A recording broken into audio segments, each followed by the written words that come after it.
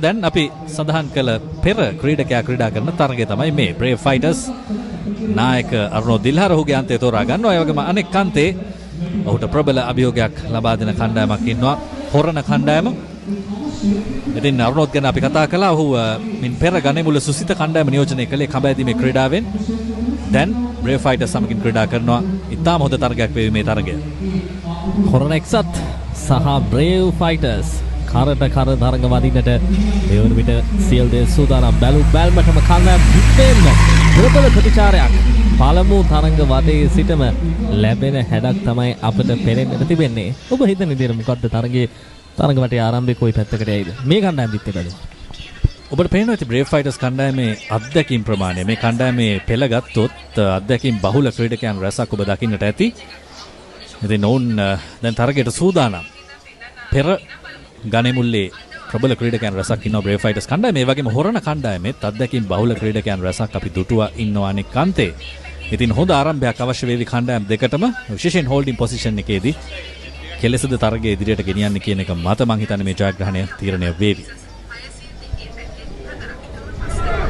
මෙන්න තරග ආරම්භය. හොරණ එක්සත් සමගින් Brave Fighters හොඳ තරගයක්.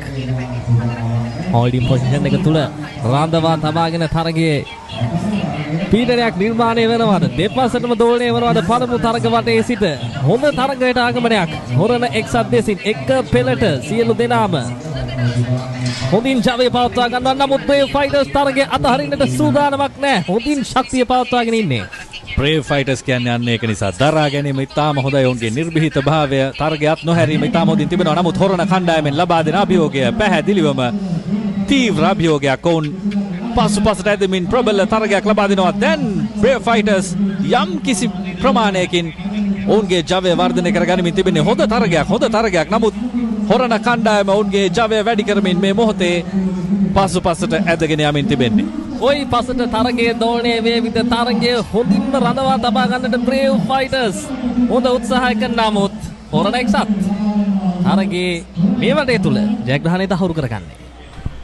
ප්‍රථම වටයයි අවසන් වුණේ තරගයේ Brave Fighters පරාජය කරමින් ප්‍රථම වටය තුලදී ජයග්‍රහණය කළ හොරණ කණ්ඩායම. දැන් මේ දෙවැනි වටේ ජයග්‍රහණය Brave Fighters කණ්ඩායමට අතිශයින්ම වැදගත්. ඔවුන්ගේ පුහුණුකාරීත්වය දරන්නෙත් මදුශංක කරුණානායක ශ්‍රී ලංකා කඹෑදීමේ කණ්ඩායමේ පුහුණුකරුවෙක්. මේ ඔබ දකින්නේ මේ තරග වටේ පැවැත්වුණු ආකාරය. Brave Fighters තරගයට පැමිණි ආකාරය වගේම හොරණ කණ්ඩායම තරගයට පැමිණි ආකාරය.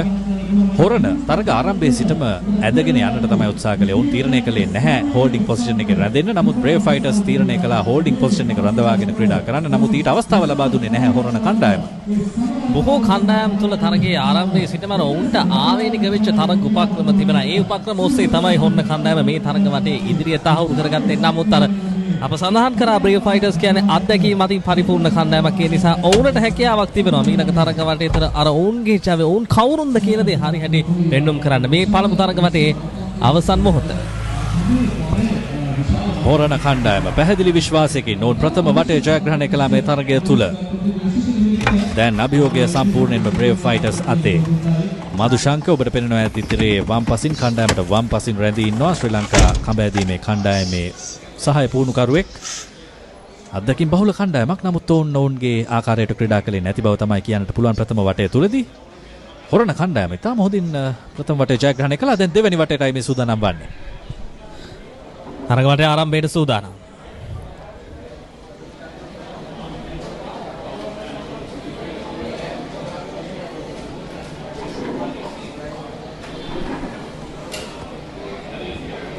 මෙන්න තරග ආරම්භය. තීරණාත්මක තරග ජයග්‍රහණයක් වරුවෙන් මේ තරග වටේ ඉදිරිය ලබා ගැනීමට හැකියාවක් ලැබෙව්ද Brave Fighters ද එසේත් නැත්නම් දැන් හොරණ එක්සත් ඔවුන්ගේ මග යනවා. පෙරස් පරිදිමයි හොරණ එක්සත් අසංක මෙන්න තරගය. පෙර පරිදිම ආරම්භයේ සිටම ඇදගෙන යාම තමයි ඔවුන් සිදු කරන්නේ. කිසිම අවස්ථාවක් ලබා දෙන්නේ නැහැ Brave Fightersට කල්පනා කරන්නටවත්. ජයග්‍රහණය වාර්තා කරගන්නවා හොරණ කණ්ඩායම. ප්‍රබල තරගයක් ලබා දුන්නා.